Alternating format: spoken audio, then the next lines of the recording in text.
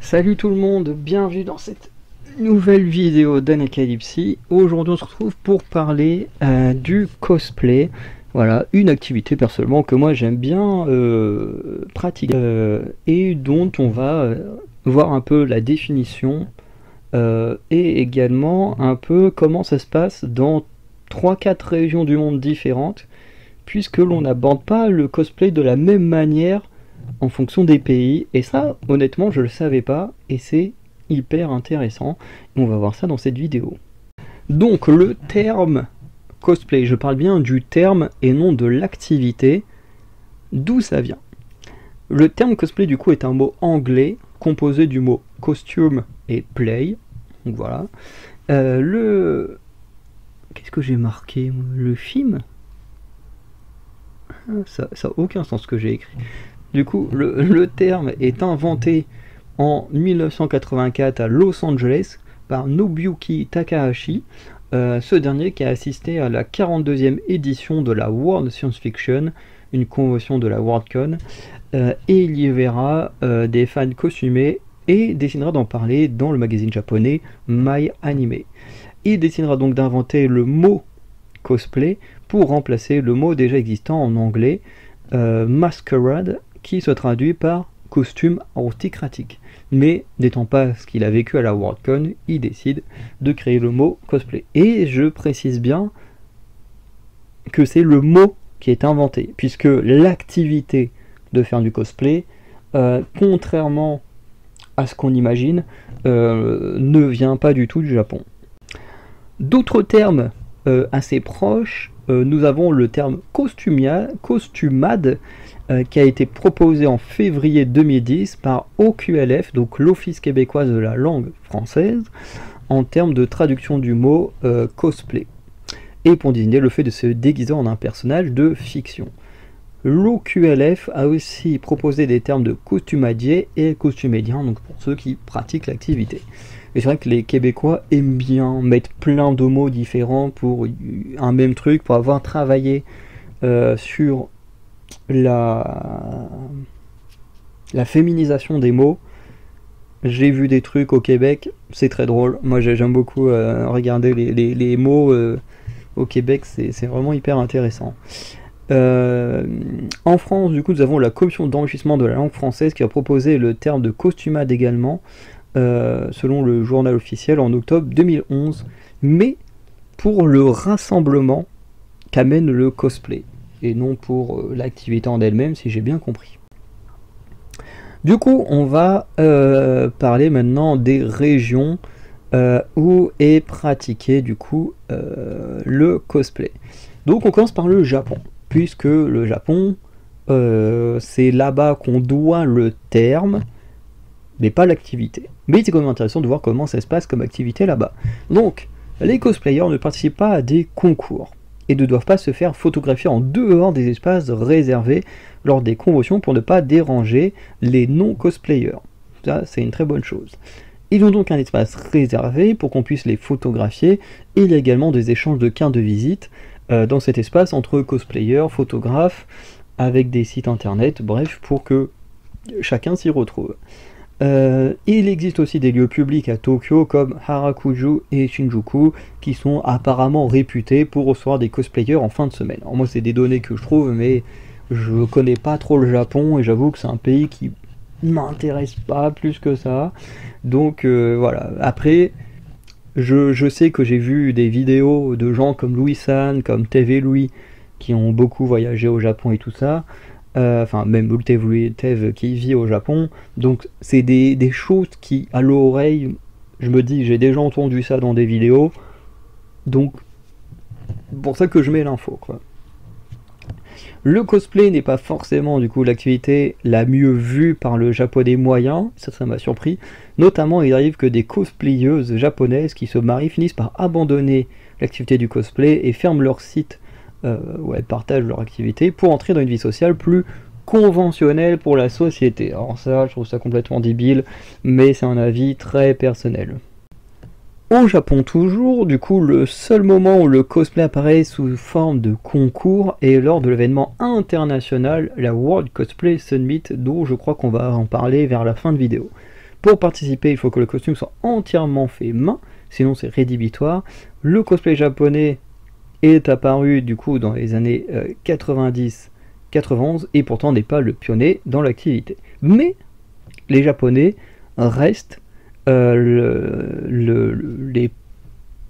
Comment dire? Non, plutôt, je vais dire, prononcer ça comme ça, le Japon, du coup, reste le pays avec le plus nombreux de pratiquants de cosplay, en mettant surtout l'importance, eux, sur les poses pour se rapprocher au plus du personnage interprété. Donc voilà. Au Japon, ce qu'on peut retenir, du coup, c'est que c'est ceux qui ont le plus de pratiquants, que c'est le pays où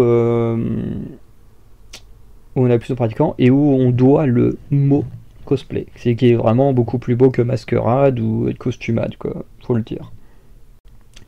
Du coup, en Amérique du Sud, pourquoi j'ai mis Amérique du Sud? C'est l'Amérique du Nord, mais j'ai écrit une grosse connerie.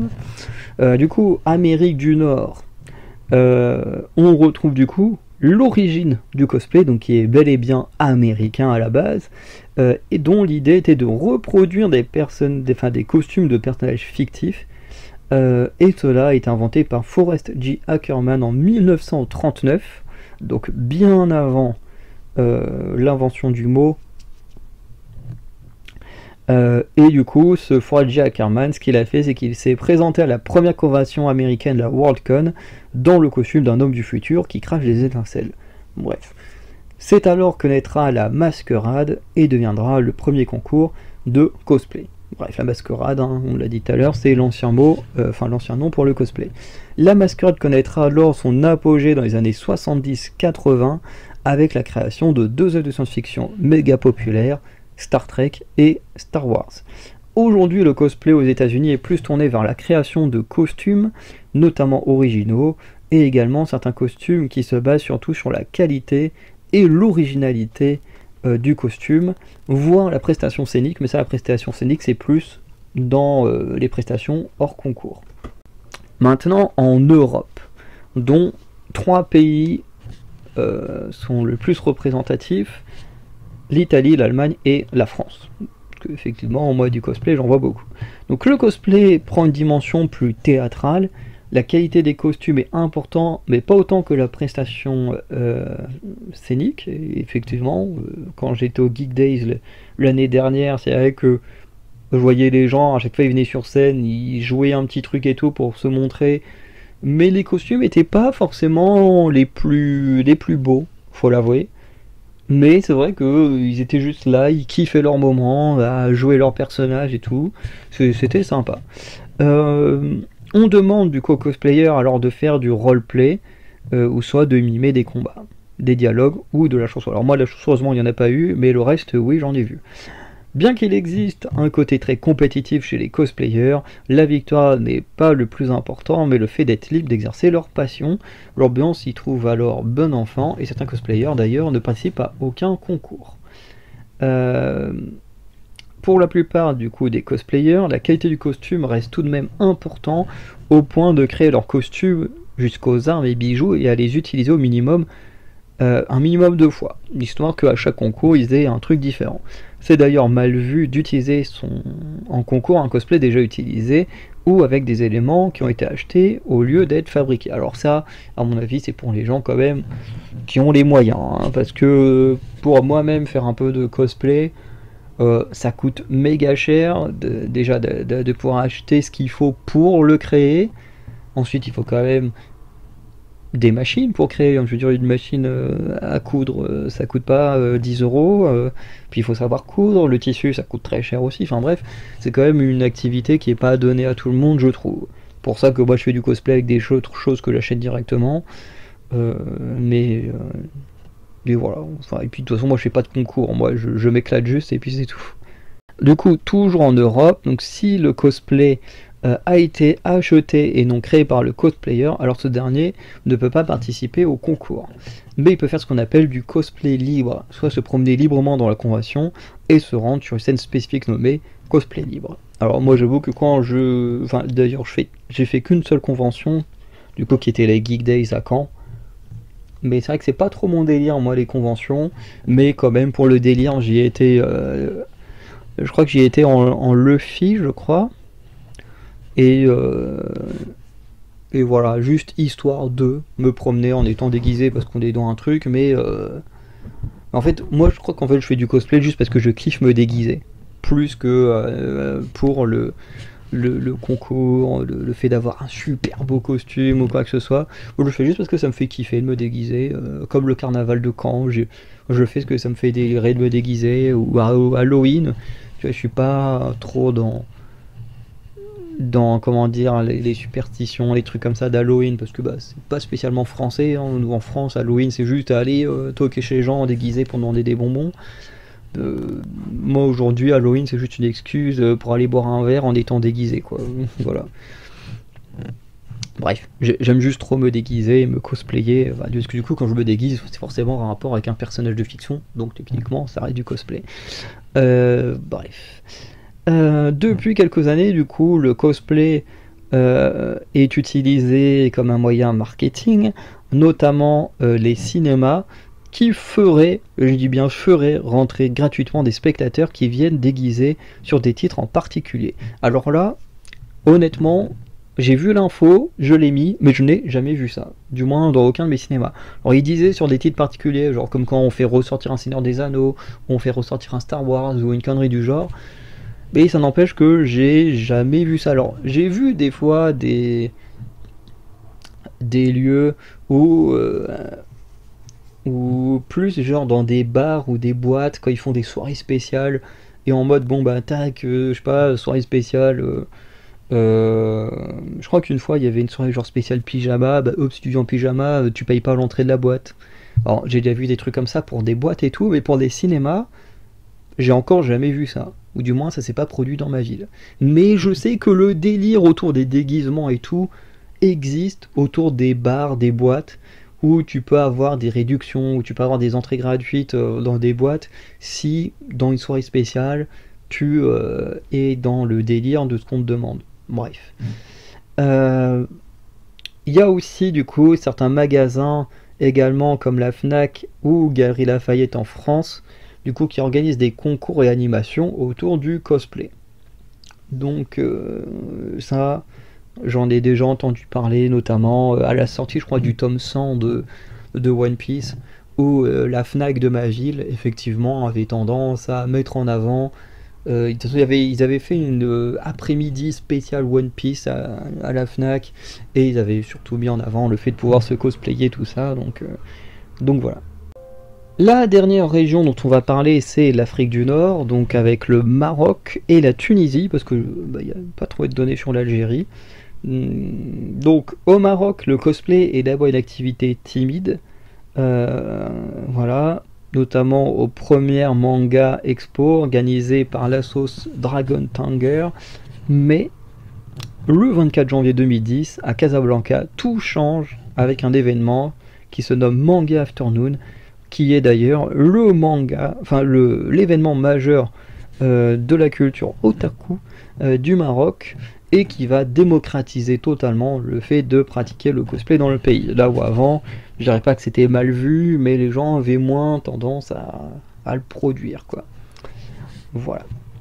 En Tunisie, du coup, ça va naître en mars 2010. C'est assez marrant parce que du coup, c'est que ce soit Maroc et Tunisie, c'est à peu près la même, enfin c'est clairement la même année, bah, 2 mois de différence, avec le First Cosplay Tunisia, qui est une rencontre de fans de manga, et cela va évoluer grâce à la JET, donc Japanese Event in Tunisia, qui du coup va être un événement annuel pour les fans de manga.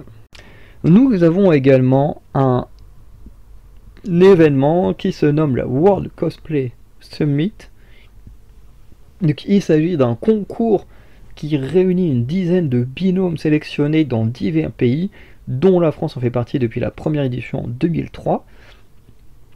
Et le World Cosplay Summit se déroule début août, tous les ans, pour la TV Aichi Television Broadcasting. C'est vrai que j'ai pas trop regardé dans quel pays, mais ça ne m'étonnerait pas que ce soit aux États-Unis ou au Japon. Bref, un pays, soit le pays où il y a le cosplay, soit le pays où il y en a le plus. j'imagine. Depuis 2006, du coup, le concours récompense le meilleur binôme de cosplay international, alors qu'avant 2006, donc les 3-4 premières années, cela ne servait que à mettre en avant les meilleurs binômes de cosplayers. Le concours est limité aux majeurs. Il est obligatoire de choisir une œuvre japonaise, alors ça je trouve ça con. Et encore pire, il faut faire un costume lié à une licence de la Shueisha. C'est, pour moi, c'est du n'importe quoi. C'est du n'importe quoi. Genre, le cosplay, dans sa création, c'est se déguiser en un personnage de fiction. Fiction. Comics, cinéma, séries télé, manga, webtoon, BD, bah dire roman, tu peux essayer de créer un cosplay à partir d'un roman, genre on a des cosplays de personnages du Chevalier d'Émeraude notamment, qui sont vraiment stylés au Canada, mais je veux dire pourquoi, genre vraiment préciser qu'il faut que ce soit du japonais et encore plus précis de la Shueisha, ce qui a tendance à dire que cette télé pour qui c'est filmé serait du coup plus au Japon et que cette télé à mon avis aurait des droits de la Shueisha et en profite pour dire allez hop on met notre truc à nous en avant et hop là on en profite. Bref, et entre 2007 et 2011 il était interdit de faire référence aux jeux vidéo. Encore une fois c'est débile parce que dans les jeux vidéo il y a des licences de manga, sûrement des mangas de la Shueisha, je sais pas quelles licences sont sous la Shueisha, mais je sais pas, imaginons, je sais pas, que t'es au Dragon Ball, à cette époque-là il y avait déjà des jeux Dragon Ball, hein. Moi j'ai joué à des jeux Dragon Ball quand j'étais gamin, qu'on te fasse des designs ou des costumes particuliers pour le jeu vidéo, bah tu peux même pas le reproduire juste, parce que t'es dans la bonne licence, mais comme c'est d'un jeu vidéo, bah tu peux pas, c'est complètement débile. Ou alors tu peux avoir un personnage, je sais pas, un méchant juste pour le jeu, leur One Piece Red Unlimited, c'est ce qu'ils ont fait. Enfin bref, je comprends pas pourquoi les jeux vidéo étaient interdits. Voilà, bref. Les règles sont un peu particulières. Hein. Je suis pas totalement pour ces règles-là, mais bon, c'est comme ça. Et du coup, pour terminer, donc il existe un autre terme et que j'aimerais pratiquer un jour, c'est le crossplay, qui est le fait du coup de se cosplayer en un personnage de fiction d'un autre sexe. Donc par exemple moi je suis un homme et je kifferais un jour me cosplayer en Ellie Williams de The Last of Us. Bon du coup je serais une version bronzée et masculin de Ellie Williams, bref vous voyez le délire. Par exemple je sais pas si t'es une femme et que tu te cosplays en je sais pas moi en Kratos, je sais pas si t'es voilà, si t'aimes bien Kratos, et ben voilà, c'est du crossplay. Si tu veux, tu veux te déguiser en je sais pas, en Buffy contre les vampires, ben voilà, tu fais du crossplay. Si t'es une femme, tu veux te cosplayer en je sais pas, en Astérix, ben voilà, bref. Vous comprenez le délire, quoi. C'est juste. Moi, c'est un truc que j'aimerais vraiment faire un jour. Juste parce que j'aime trop le design de Ellie, son style et tout. Et comme j'ai les cheveux à peu près de la même longueur, en plus je peux attacher les cheveux pareil, donc franchement, j'aimerais bien. Donc voilà. À côté de ça, on a des chaînes télé ou des programmes qui ont parlé de cosplay, notamment la chaîne télé No Life, qui possédait une émission mensuelle sur le cosplay. On a la deuxième saison de l'émission Plus ou moins geek qui diffusait une chronique cosplay présentée par Yumi. Voilà, mais je connais pas du tout. Et il y a aussi le documentaire Culture Cosplay qui présente le cosplay au Japon, en Roumanie, au Canada et aux États-Unis et qui a été diffusé en octobre 2017. Voilà. Donc je connais pas du tout ces trucs-là à part la chaîne No Life. Parce que je crois qu'il y a un présentateur de No Life qui a fait un caméo dans la web-série Noob, mais sinon je connais pas plus que ça.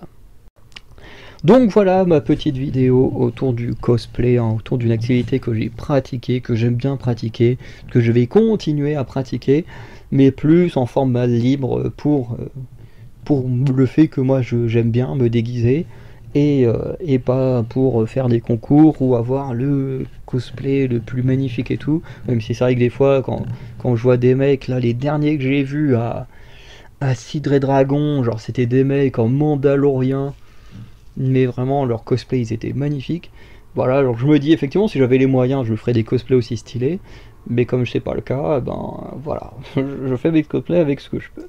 Bref, donc dites-moi ce que vous pensez de l'activité du cosplay, si vous pratiquez le cosplay ou non, comment vous le pratiquez, et sinon bah, je vous dis à très bientôt pour de nouvelles vidéos. Allez, ciao tout le monde.